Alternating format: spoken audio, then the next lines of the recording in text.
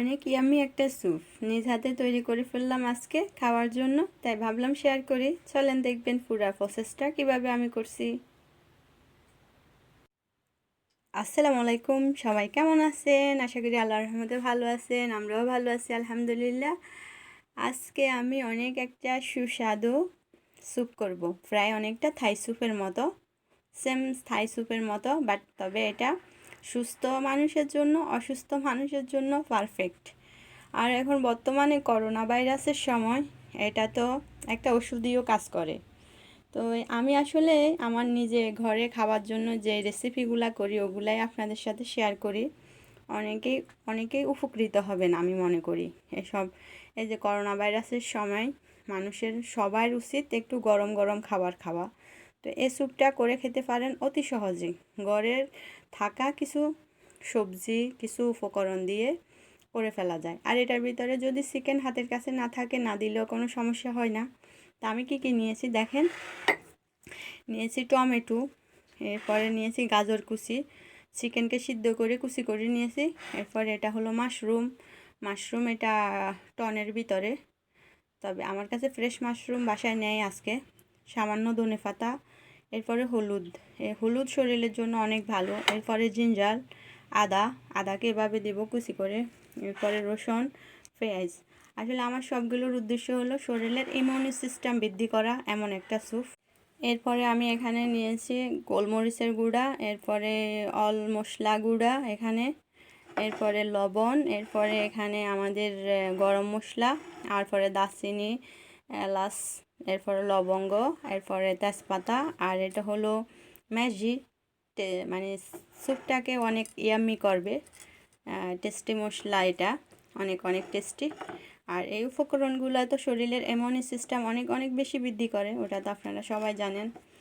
আর নিয়েছি এখানে এই যে সেমাইটা, এটাকে আমাদের এখানে শারিয়ার বলে, এটা হলো স্যুপ সেমাই, স্যুপ বানায় এটা দিয়ে, স্যুপ সেমাইটা। তো আপনাদের কারো হাতের কাছে যদি এই সেমাইটা না থাকে, না দিলেও সমস্যা নেই, বা একটু পোলাও চাল দিয়ে দিতে পারেন, স্যুপের জায়গায় হয়ে যাবে।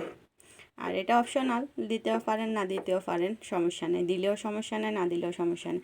আর আমার লাগবে 2 চামচ কর্নফ্লাওয়ার, ঝোলটাকে গাঢ় করার জন্য। আসলে এই সেমাইটা দিলেই অনেকটা গাঢ় হয়ে যায়, তো আমি আমার স্যুপ হিসাবে পরিমাণটা একটু কম নিয়েছি, এই জন্য আমি একটু 2 চামচ কর্নফ্লাওয়ার নিয়েছি দেওয়ার জন্য।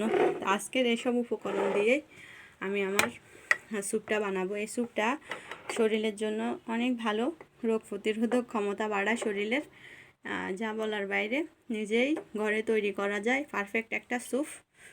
আমি আসলে সবসময় নিজে যেগুলা বানাই ওগুলাই শেয়ার করতে চেষ্টা করি, যেন মানুষ উপকৃত হয়। তো এখন আমি অলরেডি পাতিলায় তৈল বসিয়ে চুলা ইয়ে করে দিছি, জাল শুরু করে দিছি। এখন যেহেতু এটা আমি একটা রুগীর জন্য করতেছি, তো আমি এখানে একটু কালো জিরা অ্যাড করে নিলাম, যেন এমন একটা স্যুপ করব শরীরের ওষুধীয় কাজ করে, ইমিউনি সিস্টেমটা যেন বৃদ্ধি করে, এই জন্য এই স্যুপটা রান্না করতেছি। তো এই গাজর, টমেটো, পেঁয়াজ, রসুন, আদা, এরপরে আমার ফ্রেশ হলুদ বসিয়ে দিছি। এখন এটার ভিতরে এগুলা দিয়ে দিব, এগুলা দিয়ে একটু নাড়বো, এগুলো একটু সামান্য একটু নাড়বো, বেশি না, যেহেতু কালারটা ইয়ে করব না, ডিপ করব না। এখন এখানে চিকেন, এরপরে মাশরুম আর ধনেপাতাও দিয়ে দিলাম, যেন ধনেপাতাটার আমার ভিটামিন বাইর হয়, আর গ্রানটা আমার যে ধনেপাতা দেখা যেতে হবে এমন না।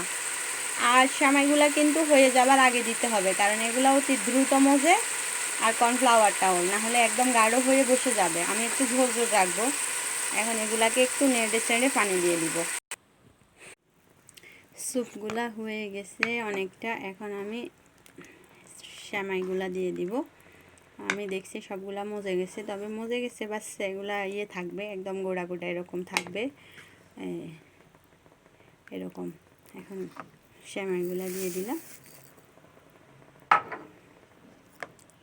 যেহেতু সেমাইটা হইতে বেশি সময় লাগবে না, ওই জন্য আমি কর্নফ্লাওয়ারগুলোকে পানি দিয়ে গুলে দিয়ে দিতেছি, একটু পানি দিয়ে গুলে দিয়ে দিলাম।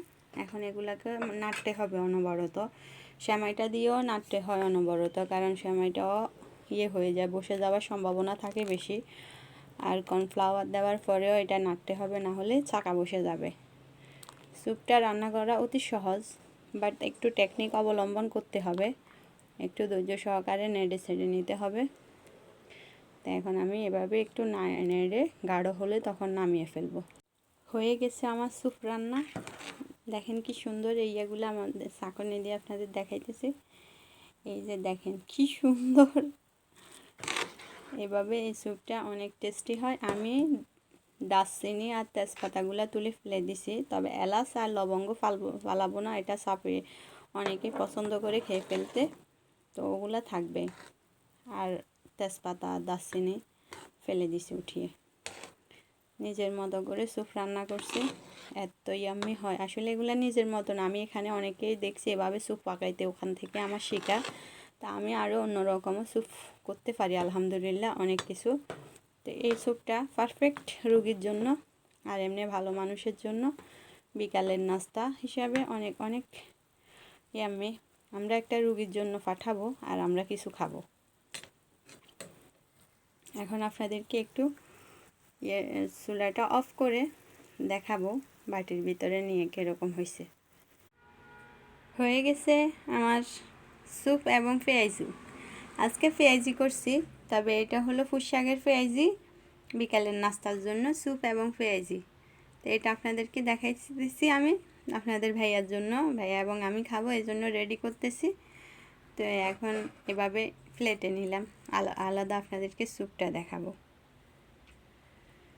হয়ে গেছে আমার স্যুপগুলা, দেখতেছেন অতি সুস্বাদু হয়েছে, এত ইয়াম্মি হয়েছে। আসলে আমি আমার সুনাম করতেছি না, আপনার ভাইয়াও খেয়ে বলছে স্বাদ হয়েছে, অনেক স্বাদ হয়েছে। এখন এই তো খাওয়া শুরু করছে, তো বলতেছি কেমন হয়েছে, বলছে ভালো হয়েছে। তো এই আসলে অনেক অনেক অনেক ইয়াম্মি একটা স্যুপ। আশা করি এভাবে ট্রাই করবেন, অতি সহজে করা যায় আর রুগীর জন্য তো এটা অনেক পারফেক্ট। আশা করি সবার ভালো লাগবে, ভালো লাগলে অবশ্যই কমেন্টে জানাবেন। সবাই ভালো থাকবেন। আসসালামু আলাইকুম ওয়া রাহমাতুল্লাহি ওয়া বারাকাতুহু।